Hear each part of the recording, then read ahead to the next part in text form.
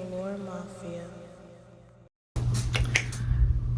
Oh, this is a lot of light. I don't know if I like this lighting.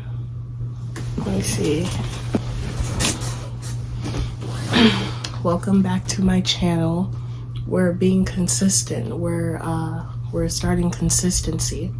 Y'all liking the setup? This isn't the exact angle I had planned for this video, but I think it'll work.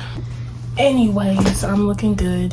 I'm looking good today. I feel good. I'm looking good. I'm gonna go on a walk with my son later at the local park down the street. I haven't shown y'all my son yet, actually. This is my son. This is my child. You're embarrassing me. Say hi. Say hi, Cody. Okay, he see y'all. He see y'all.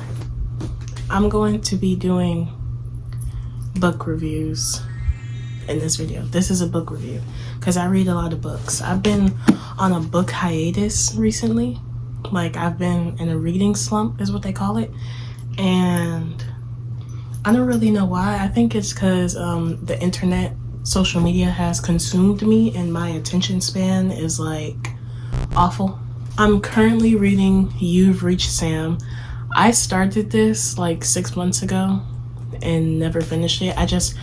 I couldn't get into it. Like I couldn't feel nothing, but I felt the story at the same time. Like I need to get further into it because it's a good book. I've heard a lot about it, but like, I don't know. Also reading this. Now I started this 6 months ago as well and I haven't finished it.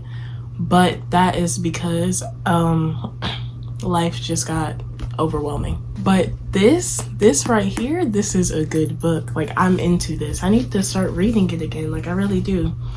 If you don't know, this is the first book, the first part of a trilogy. I will be reading all three, and then when I read all three, that's when I will be giving the book review on like this plus the other two. Today we're gonna start off with a Peacock original, which I didn't even know there was a show until after I read the books.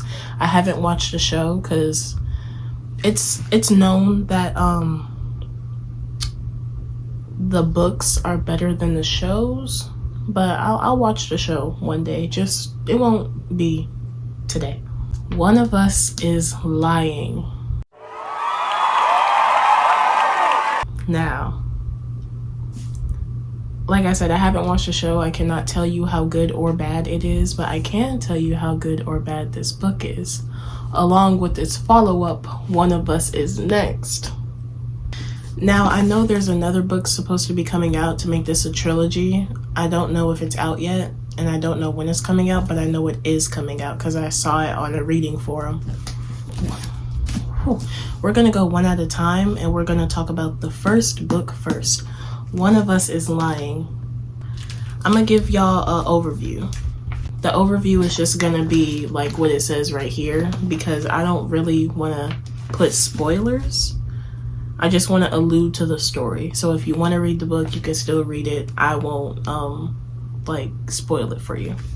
Pay close attention and you might solve this. A little murder mystery on your forehead.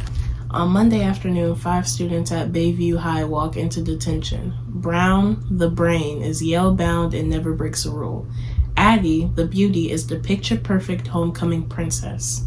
Nate, the criminal, is already on probation for dealing. Cooper, the athlete, is the all-star baseball pitcher. And Simon, the outcast, is the creator of Bayview High's notorious gossip app. Only Simon never makes it out of that classroom. Before the end of detention, Simon's dead, and according to investigators, his death wasn't an accident. On Monday, he died, but on Tuesday, he planned to post juicy reveals about all 4 of his high-profile classmates, which makes all 4 of them suspects in his murder. Or are they just the perfect pasties for a killer who's still on the loose? Everyone has secrets, right? What really matters is how far you would go to protect them. So to sum it up, Simon is the first kill. He's the one who died in the classroom with all 4 of our main characters. Nate, Brown, Addie, and Cooper. and they're all the main 4 suspects for his death, because right the day before he died, the next day he planned on posting secrets that all of them were keeping undercover. All of them had secrets that Simon was going to post the next day, and he ended up dead in the room with all of them. And reading this book, it's your job to deduce who done it. Who done it? Who do you think did it? I know who did it. I'm not going to tell you who did it though.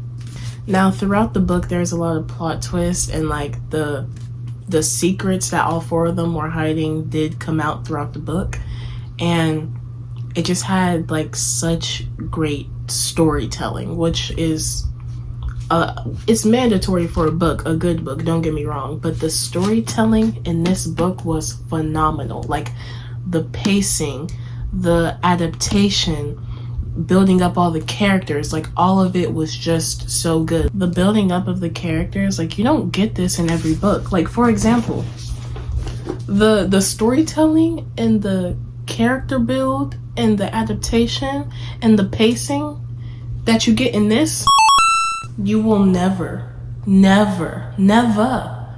get from this. I rate this book a 5 out of 5. It was phenomenal. It was absolutely great.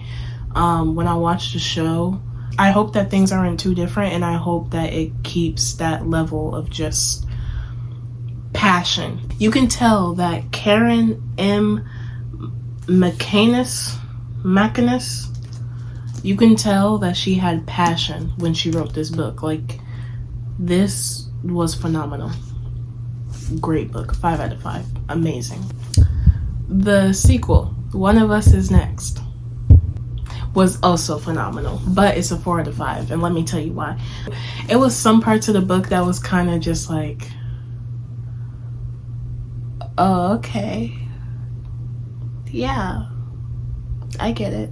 This book is from the perspective of Brown's little sister, Maeve. She was in the previous book. She also played like a big role in the previous book, but she wasn't like a main character. She is a main character in this book, so it's kind of like her story. Another year, another drama. A whole new set of rules. Bayview High is just about recovered from the death of gossip king Simon Keller a year ago. Now there's a copycat in town who isn't ready to forget him just yet. A school-wide game of truth or dare seems fun, right? But this game is lethal. Choosing truth may reveal your darkest secrets. Accepting the dare could be dangerous, even fatal. The teenagers of Bayview must work together once again to find the culprit before it's too late. This book was also phenomenal. The pacing was great. Like, so much more happened in this book that I can remember from the previous book. Like, I remember a lot from this book. I'm not going to say it because that will be spoiling, but this book has more like, it's more memorable. This book is way more memorable than the first one. Every time a book has a sequel, it needs to be better than the first one. This one did that. It's better than the first one. It's so good, and you don't hear about that enough. Like, even in movies, when a movie has a sequel, usually it's trash. When a book has a sequel, usually the first one is still better. But in this one is better than the first one. You don't get that.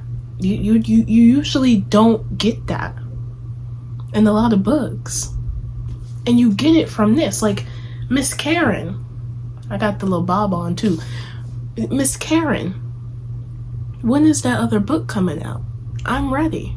I will be the first buyer. I will buy it so quick. I will buy it before it even hits the shelves. I will find a way. If there's a will, there's a way, and I will find a way to get that trilogy, to get that last book. I will. I know I will. That concludes this video. I know it wasn't long, but I kind of want to save some of the other books I have for some more book reviews, because first of all, I have another series that I'm gonna do next, which is The First to Die at the End, which is the sequel, technically the prequel to They Both Die at the End. See it? Thank you for returning to my channel to watch this video. It makes me so happy. I'm very grateful to anyone watching, even if you're not subscribed.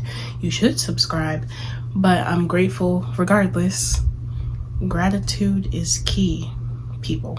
Remember that. I think the next video I'm gonna do after this might be like an advice video because I'm really good at giving advice. I will see y'all in the next one.